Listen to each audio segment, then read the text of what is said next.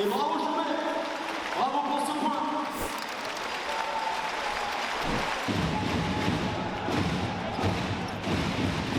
Je ne sais pas encore à combien on part parce qu'on a fait un deuxième test de la semaine, mais sur le premier test, on a eu 2 cas de Covid, donc 2 joueurs en moins. On attend le deuxième test pour voir si tout va bien, pour partir avec ceux qui étaient présents là pour le match de dimanche. Sur les entraînements, c'était une certitude que la défaite contre Limoges nous a vraiment donné un coup de pied aux fesses. Sur le match de Nîmes, on a vu du mieux, mais on reste quand même sur notre faim. Et, par contre, le travail au quotidien sur l'entraînement a passé un cap depuis cette défaite contre Limoges, ça c'est sûr. Créteil reste sur une défaite là, contre Aix. Mais juste avant ça avait deux belles victoires, une à Nîmes, et ce qui est jamais aisé d'aller gagner là-bas, et une contre Dunkerque à domicile. Donc ils étaient plutôt sur une bonne dynamique. C'est une équipe, je trouve, qui exploite bien ses forces, qui peut nous ressembler un petit peu dans le côté jeunesse.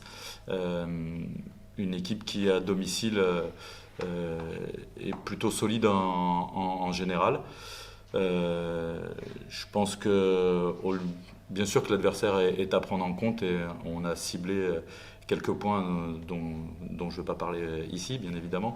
Mais le plus important est de se centrer sur nous et de continuer à avancer, se centrer sur nous, parce qu'on doit remodeler forcément avec nos 2 cas de Covid, et peut-être plus. Donc on a à se centrer sur nous, et se centrer sur nous parce que dans ce qu'on donne au quotidien, dans l'état d'esprit qu'on met au quotidien, il nous faut maintenant le mettre sur le match du week-end, et ça, j'allais dire, presque peu importe l'adversaire, ça nous incombe à nous.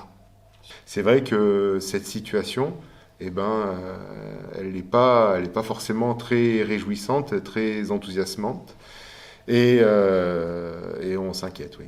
Même au niveau économique, ça risque de... Forcément, les indicateurs sont pas au beau fixe, et on commence sérieusement à se poser des questions sur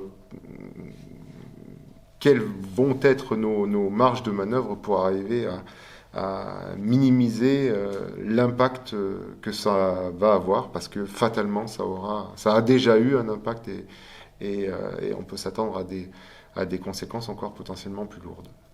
Et on avait l'habitude de dire que la diversification de notre portefeuille était une force. Ça en reste une, bien évidemment, sauf que malheureusement on est quasiment en incapacité de l'exploiter, et on se retrouve très handicapé dans la relation, et dans le fait, dans ce qui fait qu'on est ce qu'on est. Les gens, ils viennent à Chambéry parce que, les partenaires, je parle, parce qu'ils y trouvent du réseau, de la convivialité, ils y trouvent des affaires à faire.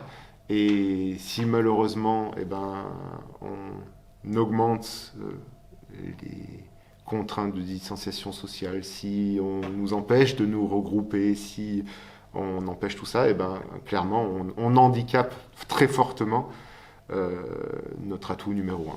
Donc oui, on est très inquiet.